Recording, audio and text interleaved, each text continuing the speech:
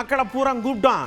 இந்த நடந்து வர்றதுக்கு சிரமமாக இருக்கு, ஒரு கார் விடுங்க அப்படின்னு சொல்லி கேட்டார்லா எம்எல்ஏ.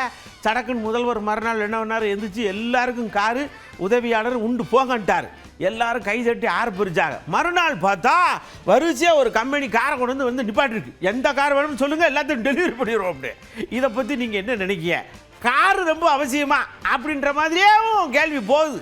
மக்கள்லாம் பதில் சொல்கிறாங்க. கண்டிப்பாக இது வரவேற்கத்தக்கதா. எதனாலன்னா ஒரு சட்டமன்ற உறுப்பினர் மக்கள் இடத்துல நேரடியாக போயிட்டு சீக்கிரமாக மக்களோட பணியெல்லாம் முடிக்கிறதுக்கு இது ஏதுவாக இருக்கும். ஒரு அலுவலக உதவியாளர் மற்றும் ஒரு ஓட்டுநர், வாகன பராமரிப்பு செலவு, எரிபொருள், இது எல்லாத்துக்கும் கொடுக்கும்போது இது எல்லாருக்கும் ஒரு மோட்டிவேஷன். இது கண்டிப்பாக கவர்மெண்ட் வேலையில் கொஞ்சம் பேருக்கு கிடைக்கும். இதனால் 25,000 ரூபாய் ஒருத்தருக்கு வந்து சேலரியாக கொடுத்துருக்காங்க சொல்லியிருக்காங்க. அதனால ஒரு குடும்பம் வாழ்வாதாரம் அவங்க குடும்பம் இருக்குது. எல்லாரோட குறையும் எம்எல்ஏவால் கேட்டுட்டோம். அவங்களோட குறைகளை போய் கண்ணோட்டமாக பார்க்குறதும் கொஞ்சம் கஷ்டம்தான். 480 குடும்பங்களுக்கு வேலை வாய்ப்பு அளித்தது வரவேற்கத்தக்கது. அது நல்லது தானே, வரவேற்க முடியாதானே.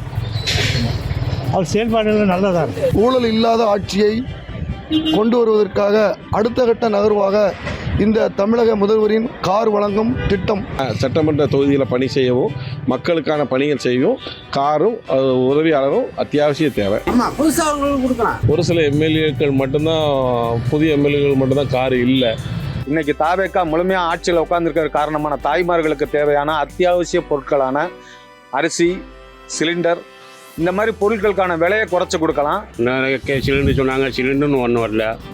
2500 சொன்னாங்க, அதுவும் வரல. இன்னும் பஸ் போக்குவரத்து சொன்னாங்க, அதுவும் கிடையாது. சோத்துக்கு இல்லாமல் நிறைய பேர் அவதிப்பட்டு இருக்கிறாங்க.